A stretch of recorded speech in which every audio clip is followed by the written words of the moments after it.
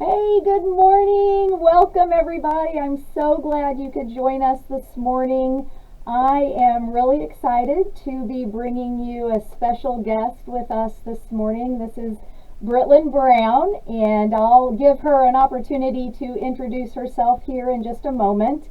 I just want to welcome you to fall, and as we think about this changing of seasons and heading into a really busy season of holidays, and knowing that we're going to be getting together and sharing a lot of group experiences, just keeping in mind how our experiences of all these people getting together might be impacting the introverts in our families and in these social environments. And for some of us, that might be a really wonderful experience, and it might be filling us with a lot of energy and power.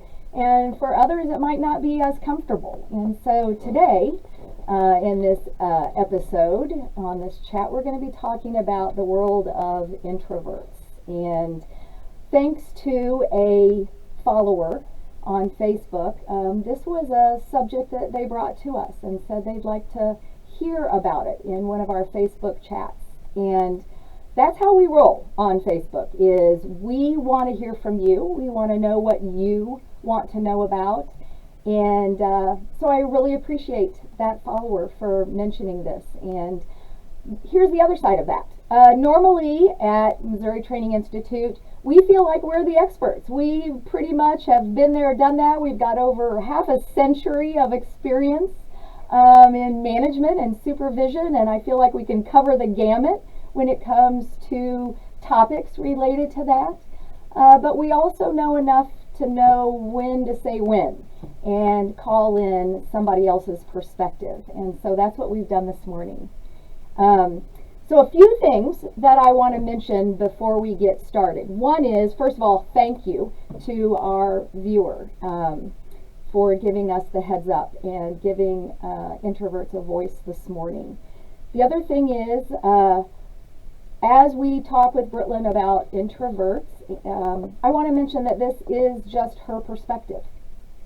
So she in no way represents the entire universe of introverts. This is just her world and her perspective as she knows it and has experienced it. So I hope that other introverts can identify, and I want, give us your thoughts, give us your questions. Brianna is manning our chats, so just know that that's available. There's also going to be a QR code, so if you don't want your chat to be seen by others, we do have a QR code that's going to be coming up that will send you to a place where you can post your comment or your question anonymously, and maybe that's a safer space for you as well. So that's also available. So you can chat with us on our regular chat space, or you can go to the QR code and chat, post your questions and comments anonymously as well. So, giving introverts a voice. The other thing is, I realize introverts are never just one thing, right? Yeah. And I want managers to be mindful of that. I think sometimes we try to treat everybody the same, and that's not always a good thing. So let me turn it over. Let me give you an opportunity. Oh, I just want to mention, she, I think, would rather be anywhere but here. And so I'll do my best not to talk over her, but she's given me permission to speak. Yes. So let me turn it over and let me let her introduce herself, and then we'll just kind of get rolling. Okay. So, been an introvert my whole life. Oh, okay. Yeah. Growing up, I was probably painfully shy. Preferred to have a few close friends, not be in like big groups, a little slow to warm up to people. Luckily had an extroverted mom and an extroverted brother that did the majority of my talking probably. So, I mean, I kind of have evolved though, growing up, then going into high school, got a little more outgoing, I would say. You know, as I had more friends, I kind of involved myself in team sports, although, you know, I preferred cheerleading where you're all doing the same thing versus like softball where I don't want all eyes on me if I'm batting. Okay. But, you know, kind of did that and then went to nursing school and now I've been a nurse for 10 years. Um, so in that role, I started out very shy. Everyone kind of just, you know, quiet, you know, kind of laid low. And then a few years into that, I was like, hey, you know, I would like to move up. You know, I want more opportunities. And so I just randomly decided I was going to apply for the charge nurse position that was open. I think I surprised all my coworkers and supervisors by that, but I stepped outside my comfort zone and it paid off and I took that job, which was awesome, and then recently have moved to a new role to hopefully have more opportunities for growth and leadership. So married to another fellow introvert. Okay. And we have 3 small children.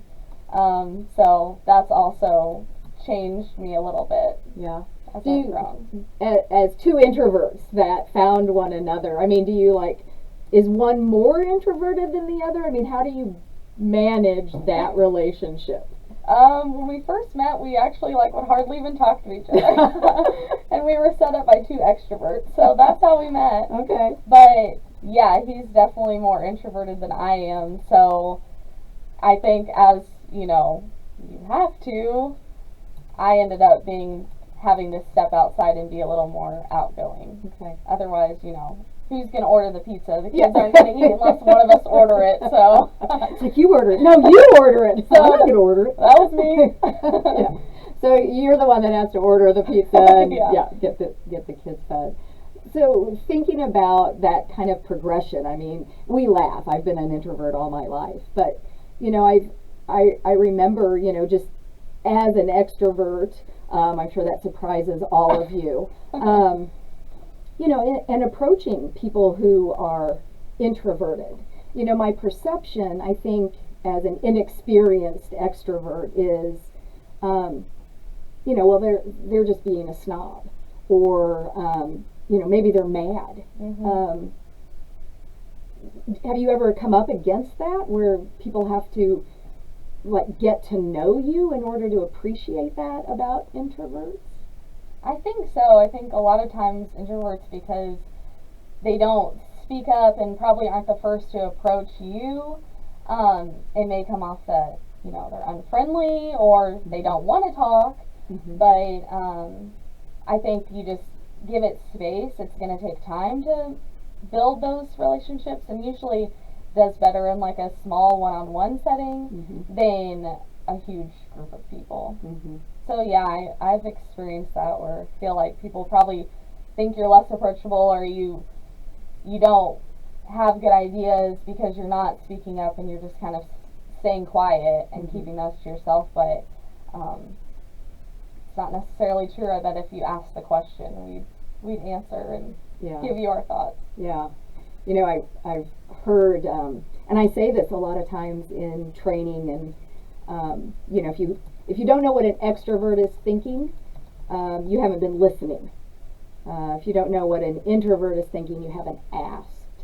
Yeah. And so a lot of times just taking the time to stop and ask what's happening at the table, so to speak. You know, because the extrovert will volunteer that information without even being asked.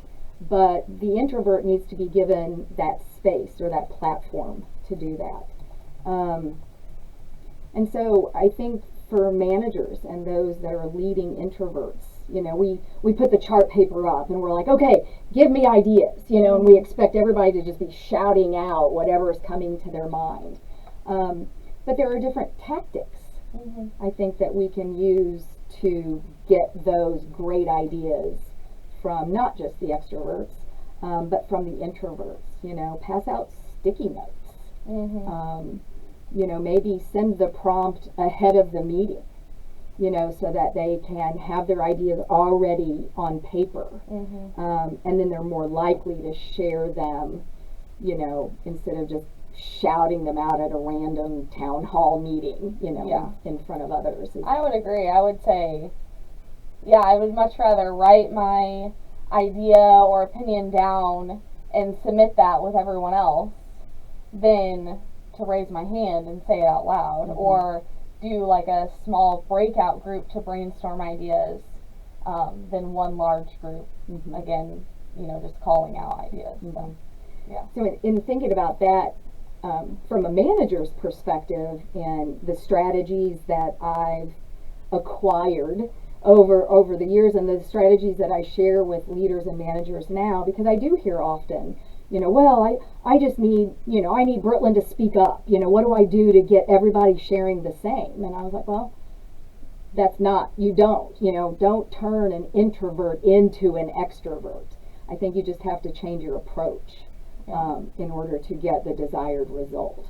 You don't change the person. But what are some strategies you've used, knowing that you're going to have to step outside your comfort zone? Have you changed your approach, because it is different for you when you come into this? I think you kind of have to face the fact that you will be outside your comfort zone at some point. If you do want to move up and find more opportunities in leadership, and so I think you just, sometimes just have to bite the bullet and do it. So that's one thing I've kind of learned. Just, if you want to grow, you just got to do it and go for it. And then the other thing is, a lot of times I'll find another extroverted friend, like if we're going to a networking event, hey, come with me, let's do this together. And then I don't feel just like an awkward person in the room. You have a buddy already there to start out with. So. Do you find you gravitate toward the extroverts, or what's your experience with that? I would say the majority of my friends are extroverts. Are they? Yeah. Okay. I always heard a funny saying that introverts don't find friends, they wait for extroverts to adopt them. There you go. Well, that's so funny because, I know you and your husband, you mentioned, are both introverts, but one's more introverted than another. So, again, you're not always just one thing. Yeah. And in different settings, you're different. You have different things that come out, in that comfortable setting. I'm sure you're, very gregarious, and, you just turn on and turn off as that comfort level allows. And what's interesting is, I remember when I was young, my family, we were all headed on a trip. We were going to go visit my aunt in Kansas City. I think we were in Jefferson City. And we were packed all in the car, so it was my mom, my dad, my sister, me, and my grandma. And we were headed to Kansas City, 2.5 hour drive. I'm sure it felt like an eternity to a 10-year-old. And my parents, believe it or not, were going to pay me to be quiet the entire time. And so you talked about being outside your comfort zone, and it's tiring. It's exhausting to be outside your comfort zone. And for an extrovert to be outside their comfort zone is to be quiet for 2.5 hours. And yet I was going to be rewarded with $20. And when you're 10, back in the 70s, that's a lot of money. And I almost made it. Almost. So if my Aunt Laura Ann is listening, I almost made it there. And we were turning into her subdivision, and a Donny Osmond song came on, and I couldn't hold back any longer, and I blurted it out. And my mom, being my mom, she was like, nope. The golf ball didn't make it into the cup. No money. Luckily, Grandma was on board, and she slipped me the dollars. But just the idea of the sheer exhaustion from living outside that comfort zone. So what do you do? Like, you're going to have to go to work after this and work a full day. Yeah. And you're going to have been outside your comfort zone. Like, what's your preferred recharge when you've been on, so to speak?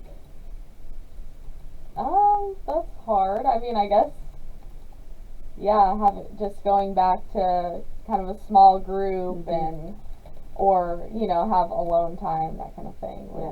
Yeah. You know, I always think, I promise you I wouldn't ask you a question that wasn't on the list, and there I was. And there you did. And there I just did. I got to stick. We talked about these. I wasn't going to set her up like that, and I did. I just got so excited. Now I can't think what I'm going to say, but you know, when I think about introversion from a work standpoint and from a standpoint of leadership, and do you ever feel like being introverted has put you at a disadvantage? I mean, initially I want to say yes, because we're not the first to volunteer, hey, let me lead that group, or, you know, take on that be the leader of that project or whatever, but so it does take longer, I feel like, to get to those leadership positions because we aren't as outward with, you know, volunteering for those opportunities. But then once you're in leadership, it actually serves you quite well. A lot of qualities of an introvert work well as a supervisor or manager, because of, you know, you can work independently well. You're internally motivated, or at least I am internally motivated. Don't wear my emotions on my sleeve. So even in stressful environments, you know, I appear calm to those that I'm supervising or leading. So those kind of things work well in leadership, but to get to those roles, it's a little more work. I feel like you're definitely forcing yourself to step outside your comfort zone to do that. Yeah. And I can see, knowing, I mean, you were in nursing, or are in nursing. I mean, you're a nurse, and you practice that now, but you used to be, can I say, you know, in the NICU. So taking care of these little bitty, very sick babies. And for some, I mean, families, that's kind of one of the darkest times, or can be. Yeah. One of the darkest times in their life. And, you know, having all of these medical professionals swarmed around those, you know, bassinets, that's not what it's called, but sometimes a bassinet. I think that calming presence can be such an asset. And I can see where they would want that. Your teammates would want that model. And I know as part of that recognition that you were mentioning earlier, that the video recognition, that was part of it, you know, that you brought such a sense of calm and reassurance. I don't know, maybe there was a storm raging inside, you know, as all the beeps and the noises were going off. But yeah, I think you're right. And that might be, you know, not that an extroverted leader couldn't do the same, but it might not be as natural, and that might be where they're so operating outside their comfort zone, definitely. So, you know, advantage and disadvantage, but who's operating, you know, with more intentionality in certain situations, definitely. So, you know, thinking about other ways in which, you know, you've managed to get from just that painfully shy that you've talked about to where you are now, because you're a young professional, and yet you've accomplished a lot of things, and like everybody, you've got a story. You know, life wasn't just, you know, rainbows and unicorns and things like that. Life's happened to you, so you've definitely developed some of those go-tos, right? So you talked about like attaching with an extrovert, you know, to kind of bring you in to different things. Are there other things that you've done? I mean, if you're at like a networking event, you know, giving yourself a specific role, you know, instead of just being there kind of floating around trying to make connections is easier, because then you're there, you have to talk to those people like you have a job to do. Yeah. It makes it a little bit easier. Yeah, yeah. When I think about that, and I think, I belong to the chamber and Women's Network. Of course, I'm old, so now I almost feel like I don't have to do those things. Yeah. But as a young professional, you do. I mean, it really is important, especially if you're wanting to grow in your role and your job and move up. I'm kind of ready to move out, I'm done moving up and over. But yeah, where you put yourself, like when I think about it, every time I walk into a Women's Network luncheon, there's always a person at the door. And I think that's a great, where it would be natural for me, let's say, to be at the door. But what a great place for someone like you, because it wouldn't be necessarily comfortable, but I think it would be more comfortable for you to be there as an intentional position than for you to have to approach a group of people. Yeah. Do we have some questions and comments? We do have some comments coming in. Awesome. So I'm going to share here. Let's see if my camera will. All right, you're hearing from Brianna. I know. She's manning the keyboards over there. I am, and my camera. Let's see if it's working. Oh wow, there's the top of my head. Hey guys! And the QR code right there. I know, right on my face. Here, I can turn that off for a second. So as Ray mentioned, that QR code in the bottom, right, you'll see it come up again as soon as I'm done talking. There we go. That is going to be for those who might want to submit anonymously. So if you have questions or comments, please send those in to us. You just scan that QR code and you can do that. We did get somebody that actually commented, Ray, said that they appreciated us looking at doing that anonymously. So we'll continue to do that to honor our introverts from here on out. That was Brianna's idea.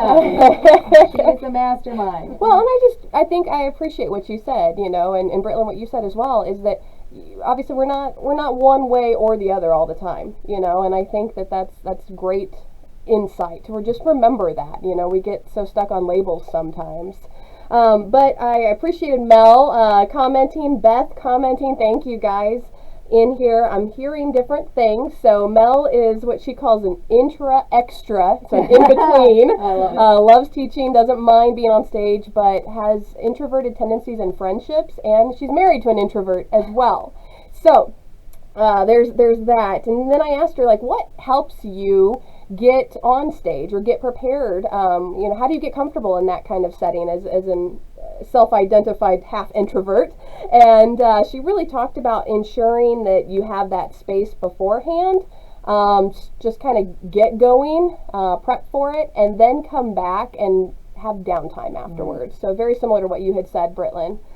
And then we also had some comments from Beth, and I loved this. I'd asked the question, if you are an introvert, what insights can you provide in moving into leadership positions? But I'd also asked on the leader side of it, what can we do to help our introverts? And she said give opportunities for them to really think about questions or topics. Let them respond later. They'll be more likely to share their thoughts if they have time to reflect. And I think that speaks to what you all were saying as well.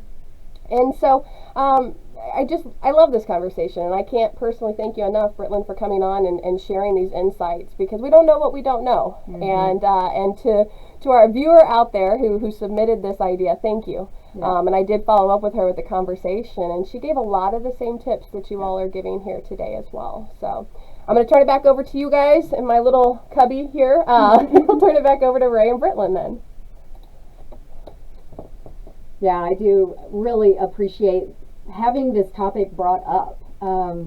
It's so fun to have new and interesting things. And so I encourage, if there's anything on your mind or on your heart that's just touched you in some way, it doesn't have to be like a majority rule. This was one person that just had an interest and brought it to our attention, and we went after it.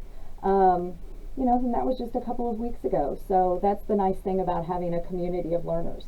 It doesn't take much. So we're about halfway through the program this morning, and I appreciate all the comments. But I also want to say, if you didn't already know, this is my daughter.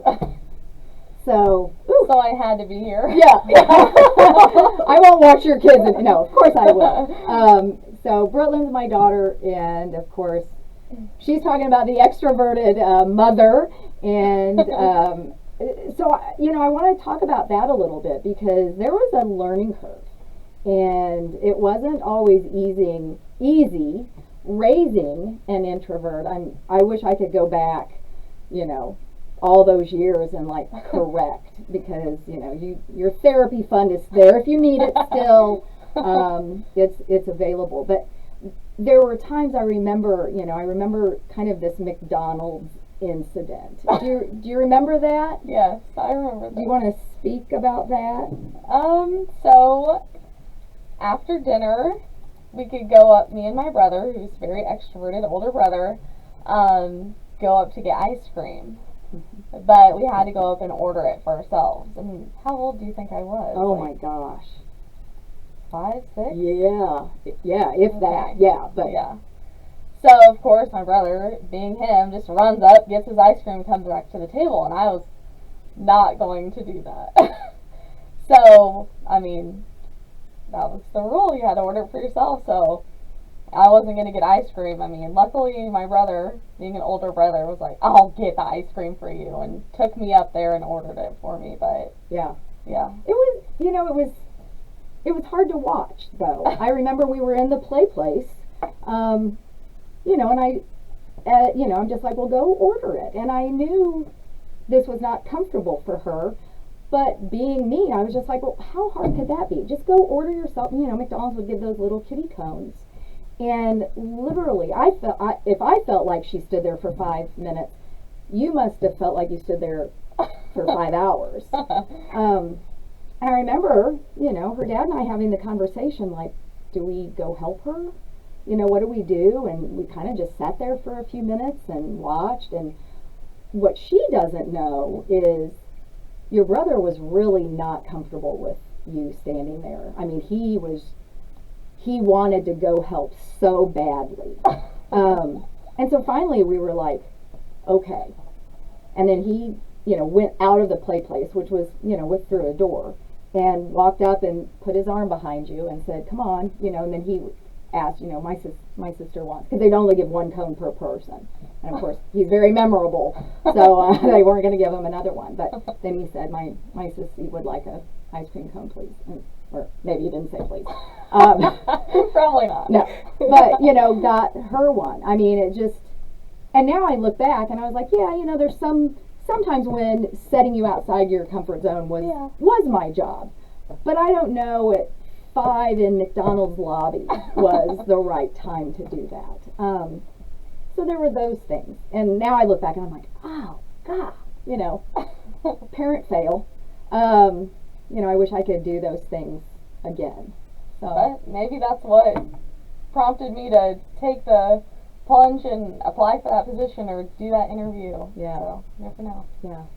But, I think you did those things when you felt they were good for you to do. I don't think you waited till you were a grown-up. Mm-hmm. So, I remember one day coming down, you were in middle school, I think. So what age is middle school? 12. I remember it was a Saturday, and she came downstairs and said, can you take me to the high school? Like, in 20 minutes. And I was like, yeah. And I said, what for? And she said, well, I'm trying out for all district band. And I'm like, okay. I mean, never knew anything about it, didn't sign anything, didn't have to take her to special practices. And I drove her to the high school with her clarinet, and she went into a sound booth with one other person, a judge, I guess, and she tried out for all district band, and she made it. So it was like, those were just the kinds of things that when she knew it was right and she wanted it, she didn't have to announce it to the world like we do. She took those steps herself. And so I think, when I think about the differences, and I think about the gifts and talents that those people, as a manager, we have sitting around our table that we might not be tapping into because we're just not asking. Yeah. in the right ways. It almost makes me sad Well, to think that's about. what I think about introverts sometimes get overlooked for those kind of positions because, like you said, like we're not making a big deal about, you know, our goals or anything like that, you know, but it doesn't mean we can't do it. Exactly. Yeah. Exactly. And so, truly, you know, if you don't know what an introvert is thinking, you haven't asked. And it's probably best to ask in a one-on-one or in some kind of format that creates that psychological safety where they feel like they can share that information or they've been given that opportunity to think about it and then know that it's okay to say that or speak that or write that in that space. So, yeah, I don't know. Well, I've told some stories about you. I don't know if, you know, it's fair if you want to, like, tell a story about me. If, you know, just to put me in my place. It's absolutely fine. So, feel free. It's all right. Okay. All right. Well, if I can jump in too, Yes. then, ladies, go back to my little cubby here. Here I am. Hey, guys. We're getting some great comments in, and I just want to say thank you guys for doing that. Man, my head is still cut off. There we go. All right. You know, and Sarah actually chimed in on this, Ray, and she said that this has been really helpful for her. Loves the advice of attending an event with an extrovert. Looking back, when I attend other things with an introvert versus an extrovert, it makes a world of difference. And you know, in that conversation I mentioned I had with the viewer who had submitted this idea, she had even suggested taking some time to volunteer in a role, and I heard you all mention that, but she said like even being the photographer at an event, because for her that was kind of the reason to insert herself into a group of people versus, you know, having to do it just through the conversation element. And you know, one of the things that really stuck out in that conversation with her as well, beyond the extrovert stop talking, and I'm taking that to heart. I'm taking that to heart because I recognize that we do need to stop sometimes. But she said if you're in that situation where you have that group of friends, to invite the introvert into it.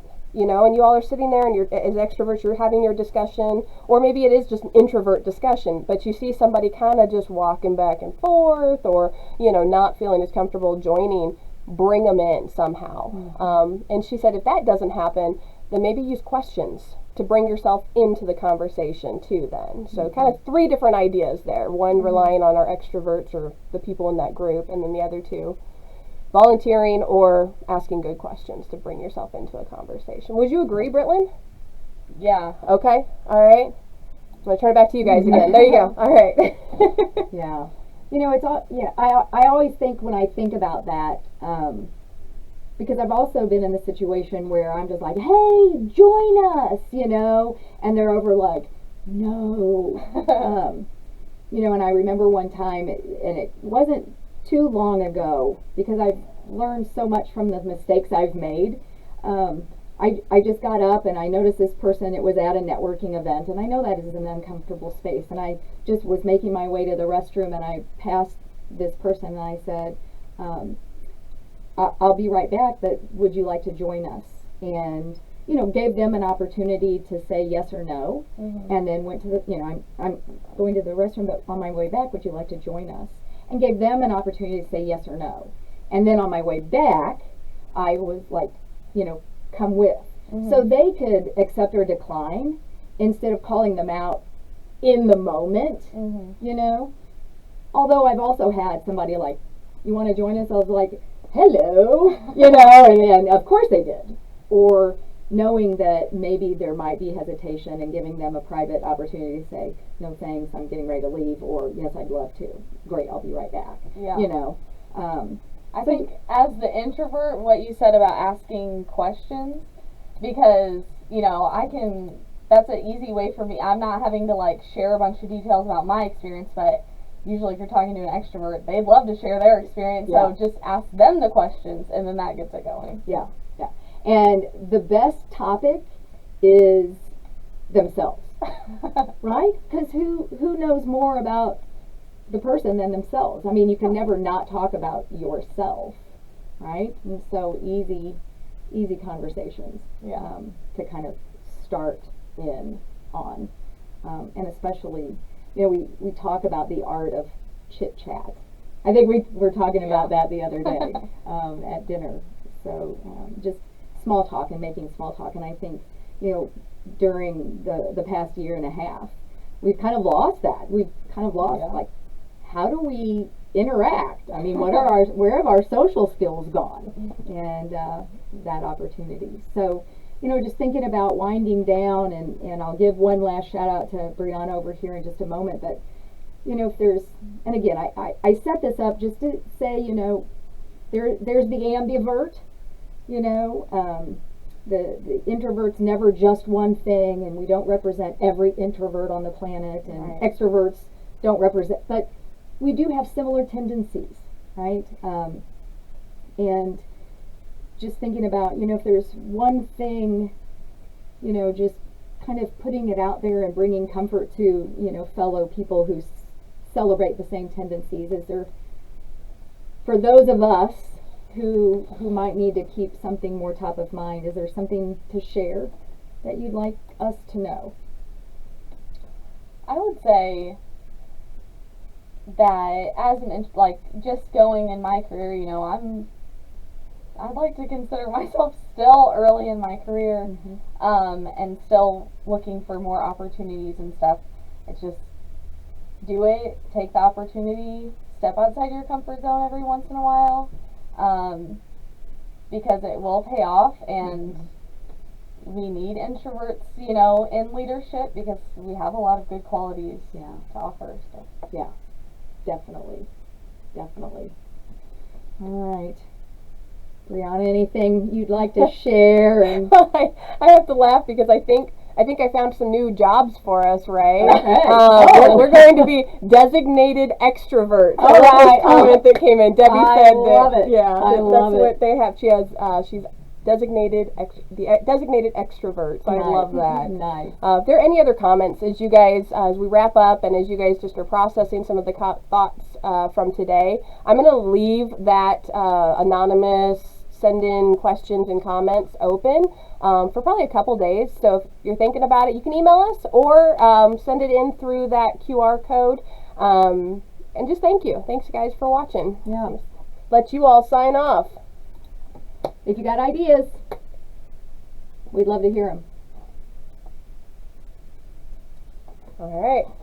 Do your normal sign off, Oh, right? oh, yeah. I'm waiting for the normal sign off. Okay, I got multiple screens up here. I don't know which one is up at the moment, but absolutely. If you've got ideas, this is how this one got started, so it doesn't have to be, we got to wait till we get, 100 votes for something. So let us know what you'd like to hear, and in the meantime, go be great.